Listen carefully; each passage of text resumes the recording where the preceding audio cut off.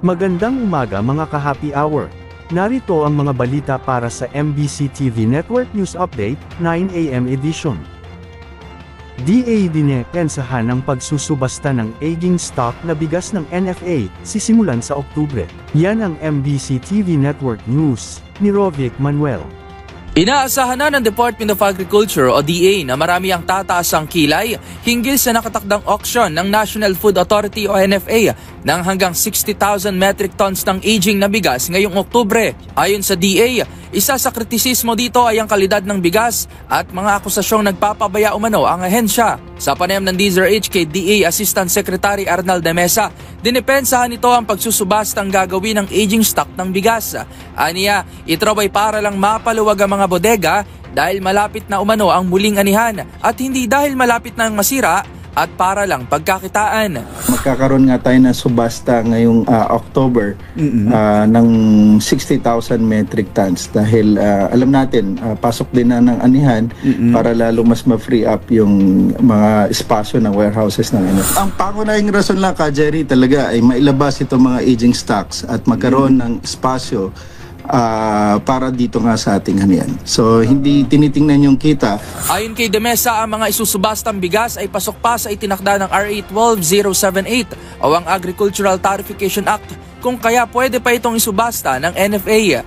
Dagdag pa nito, tinatayang nasa 1.2 milyon na sako o katumbas ng 13% ng kabuuang buffer stock ng NFA ang isasali sa bentahan. Papatak naman ang presyo ng mga aging na bigas mula 25 pesos hanggang 27 pesos depende sa reduction rate o tagal ng pagkakaimbak ng bigas. Ang floor price niya depende doon sa aging katunying. Magre-range yan from 25 to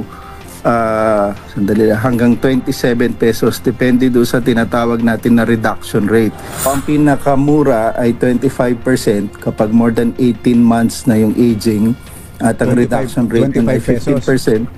Yes po, 25 pesos and 2 centavos, 25.02. At yung pinakamahal na floor price ay 27 pesos and 96 centavos para doon sa mga bago-bago pa. Ito yung more than 3 months but less than 6 months. Sa kasalukuyan, may buffer stock ang NFA na 450,000 metric tons na katumbas ng 12 araw na emergency supply ng bansa.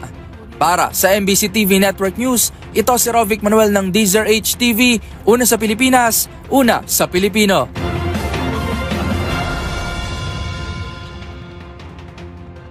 Sa iba pang balita, paniningil ng bagong toll fees sa SCTEX, uumpisahan na sa Martes. Sisimula na sa September 9 ang pagpapatupad ng ikatlo at huling tranche ng toll rate adjustments para sa Subic-Clark-Tarlac Expressway.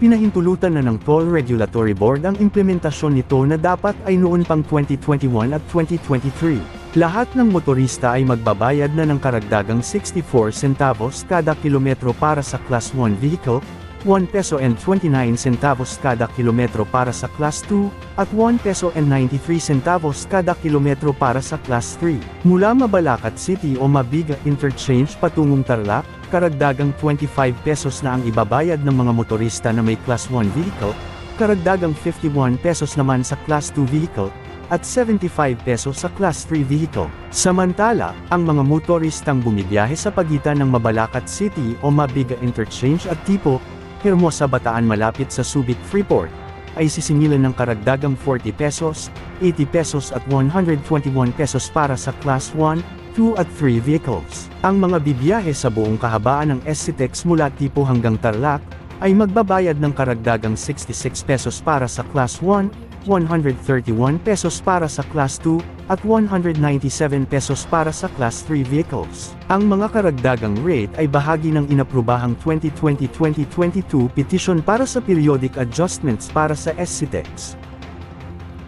Abiso naman sa mga motorista. Panibagong taas presyo ng mga produktong langis, asahan sa susunod na linggo. Asahan ang panibagong taas presyo ng mga produktong petrolyo sa susunod na linggo. Base sa pagtaya ng Department of Energy na maaring maglaro ng hanggang 1 piso ang itataas sa kada litro ng gasolina, habang mayroong 1 peso and 40 centavos naman ang itataas sa kada litro ng diesel, aabot naman ng hanggang 80 centavos sa kada litro ang pagtaas ng kerosene.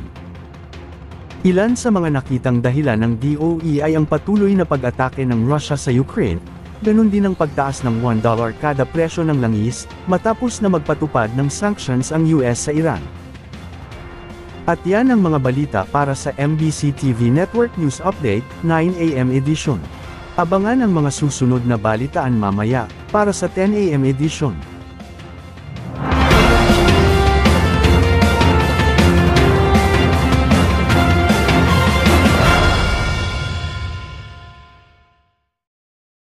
Mga ka-happy hour, kung gusto mong manood ang mga balita sa MBC TV Network News Update, mag-subscribe sa aming YouTube channel, i-like ang aming Facebook page, at i-follow sa aming TikTok account.